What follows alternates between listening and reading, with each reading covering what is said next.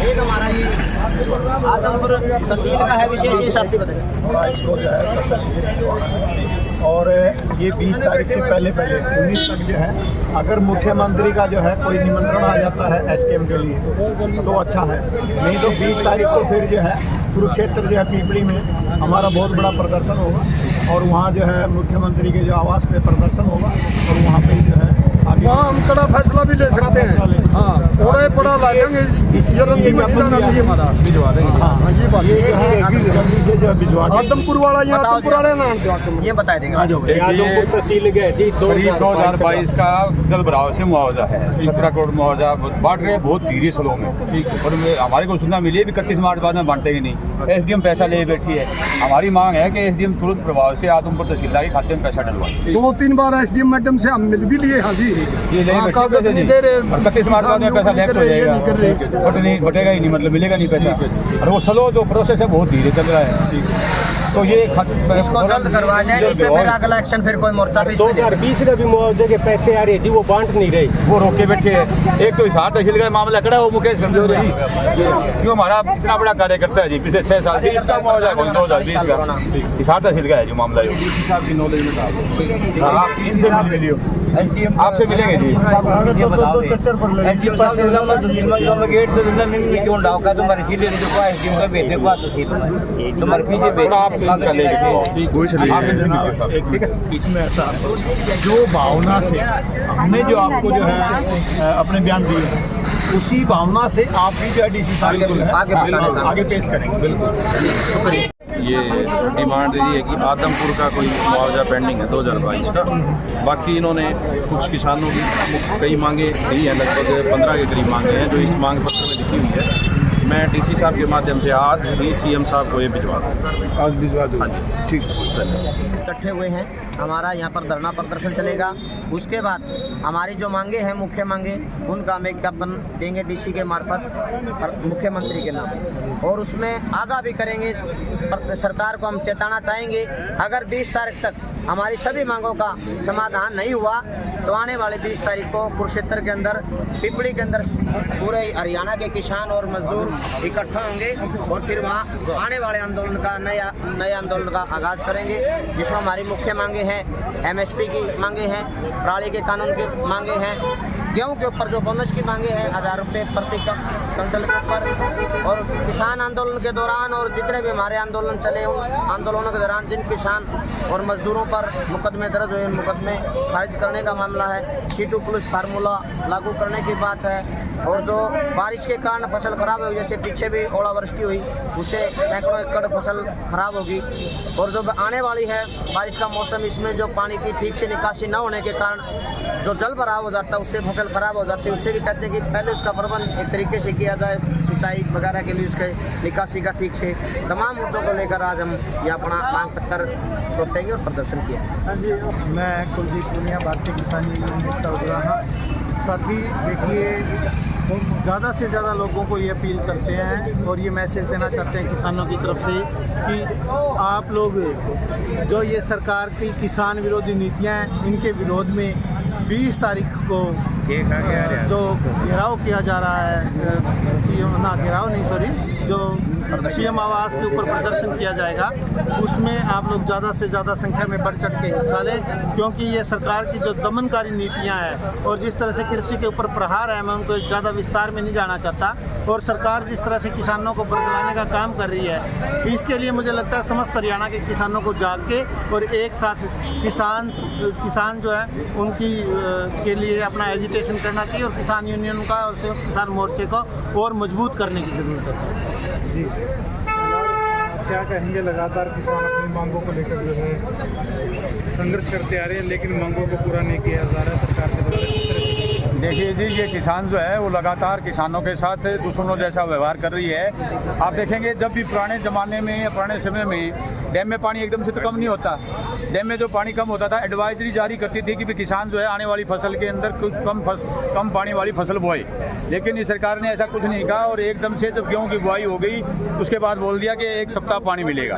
हमारी एक मांग है जोरदार तरीके से कि नहरों के अंदर सप्ताह में 2 पानी दिए जाए, क्योंकि अब गेहूँ की फसल पकाव पर है और यदि कोई फसल खराब होती है तो उसकी स्पेशल गिरदावरी करके उसका मुआवजा भी सरकार को देना चाहिए।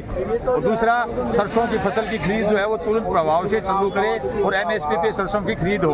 और बाकी साथियों ने मुद्दे बताए, उन सब के ऊपर हम जो है आने वाली 20 तारीख को कुरुक्षेत्र में एक बड़ा प्रदर्शन और धरना करेंगे और मुख्यमंत्री को ज्ञापन देंगे। यदि इन मांगों पर संज्ञान नहीं लिया तो आने वाले समय में एक बड़े आंदोलन का शुभ किसान मोर्चा पूरे देश के अंदर और हरियाणा के अंदर आगाज करेगा। नाम बता दीजिए। सतवीर सिंह डायल, अखिल भारतीय किसान सभा, जिला महासचिव।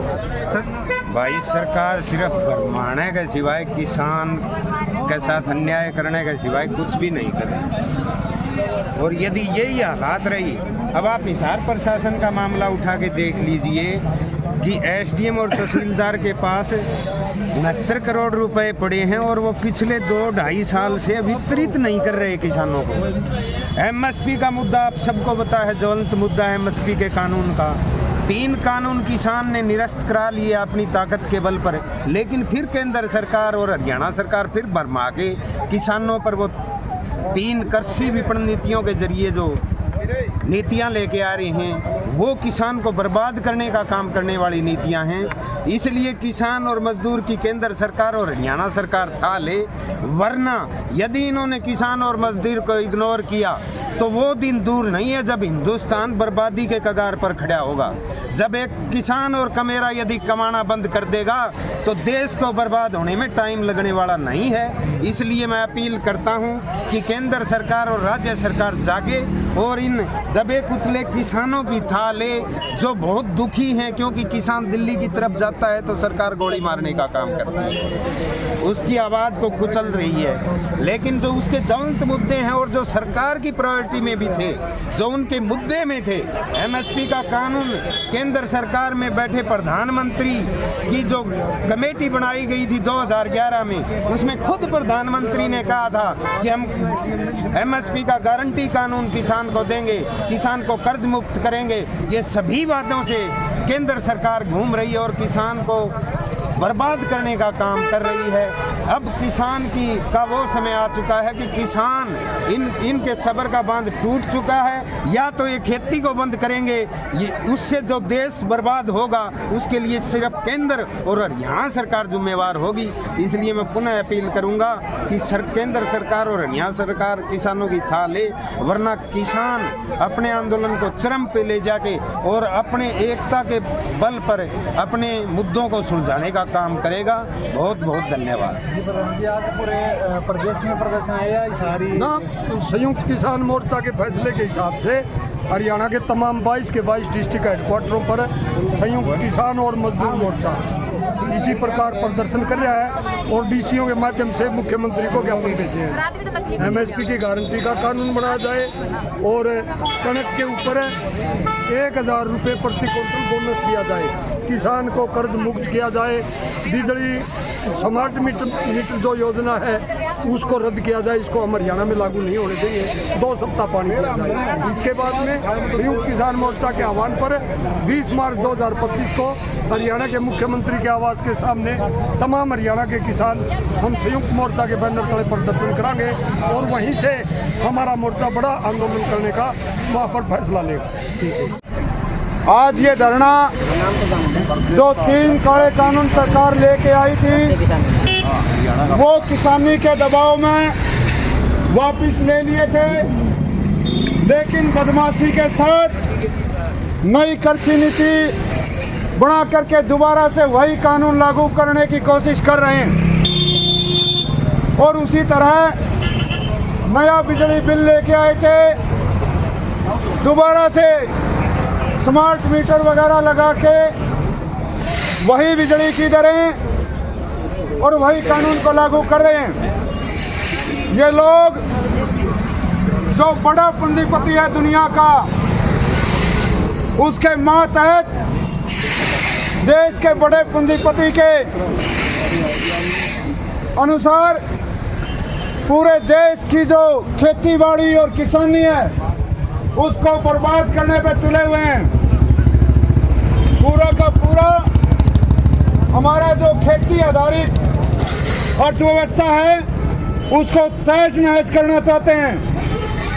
इनका जो मौजूदा शासन है, राज है, वो बहुत बड़े सांप्रदायिक लोग, जात धर्म पर बांटने वाले लोग और बड़े पूंजीपतियों का राज, वो सब मिलकर के हमारे देश की जो बहुमत अर्थव्यवस्था है, बहुमत जनता है, उसको पूंजीपतियों के हवाले करना चाहते हैं, जिसका देश के तमाम मजदूर किसानों को इकट्ठा होकर के, लामबंद होकर के विरोध करना पड़ेगा और इस सरकार को भी ठिकाने लगाना पड़ेगा, इनको बताना पड़ेगा ये मजदूर किसानी है जिससे आज पूरा देश उम्मीद कर रहा है कि इन्हीं लोगों के हवाले है देश, ताकि ये सांप्रदायिक और बड़े कारपोरेट की सरकार को झुकाया जा सके।